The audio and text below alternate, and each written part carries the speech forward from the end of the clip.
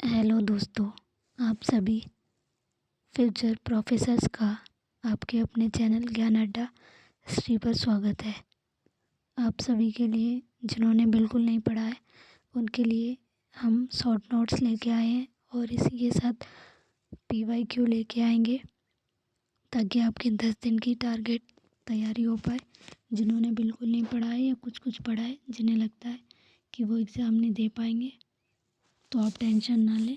Specially आप लोगों के लिए ये वीडियो लाए हैं। 10 डे की तैयारी में आप नेट क्वालिफाई करें। लाइक एंड सब्सक्राइब करें ताकि सारी वीडियो आपको मिले। हेलो दोस्तों, आप सभी फ्यूचर प्रोफेसर्स का आपके अपने चैनल पे हार्दिक स्वागत है। अगर आप लोगों ने अभी तक बिल्कुल भी नहीं पढ़ा है तो आप लोग हमारे साथ जुड़ सकते हैं। आपको शॉर्ट नोट मिलेंगे, क्लासेस मिलेगी शॉर्ट सिर्फ 10 डे टारगेट लेके हम पढ़ाई कर रहे हैं। इसके लिए आप हमारे चैनल को फॉलो करें।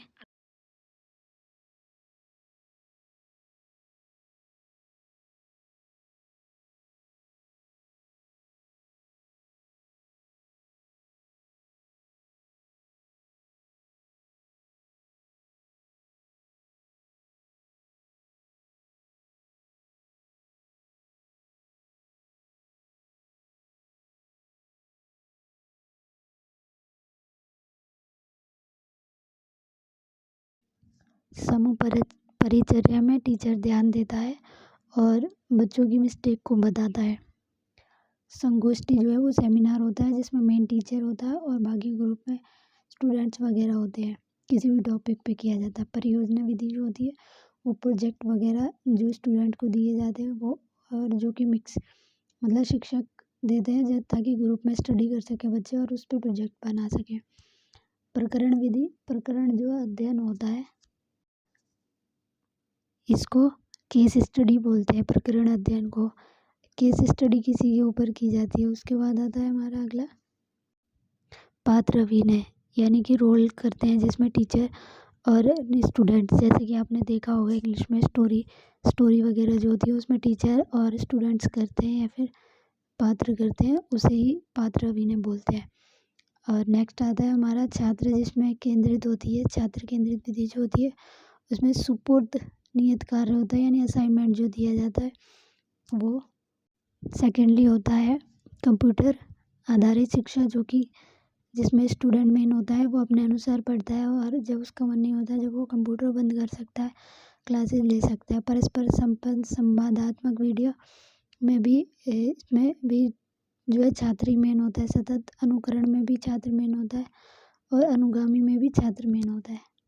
मेनली आपको बस यही याद रखना है कि ये क्या होते हैं और कौन कौन सी विधि इसके अंदर आती हैं बस।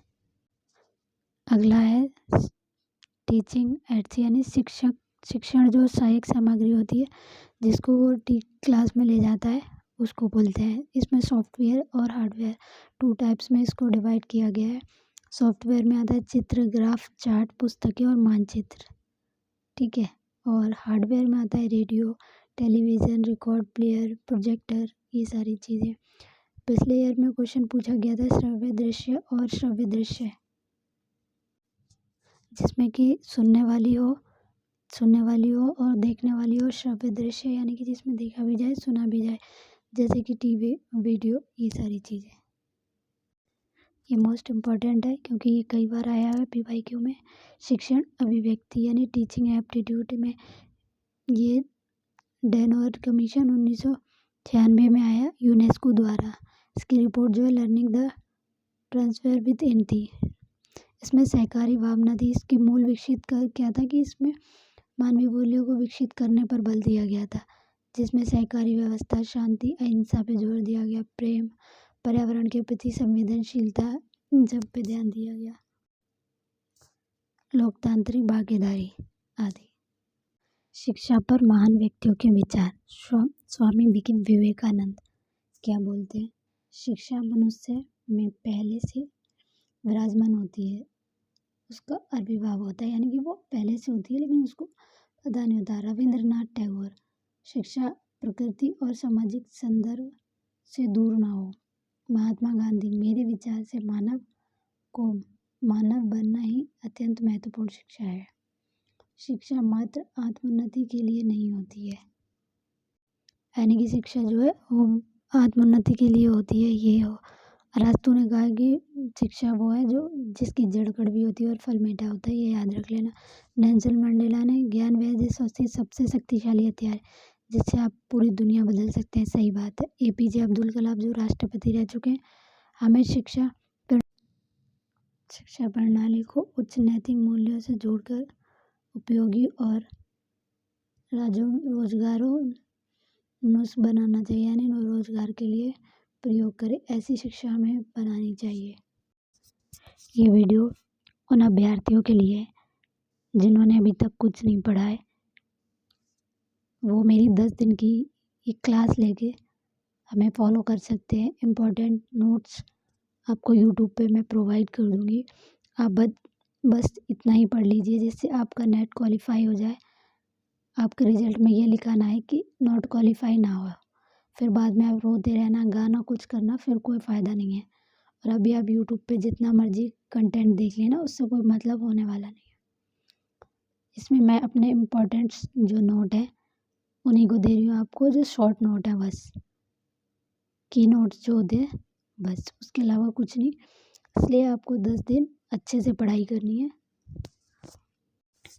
वीडियो हमारी बहुत छोटी रहेगी और शॉर्ट नोट्स भी शॉर्ट ही रहेंगे क्योंकि टाइम हमारे पास शॉर्ट है। इन सब चीज़ों को ध्यान में रख कर ही मैं आपके लिए स्पेशली वीडियोस बना रही हूँ।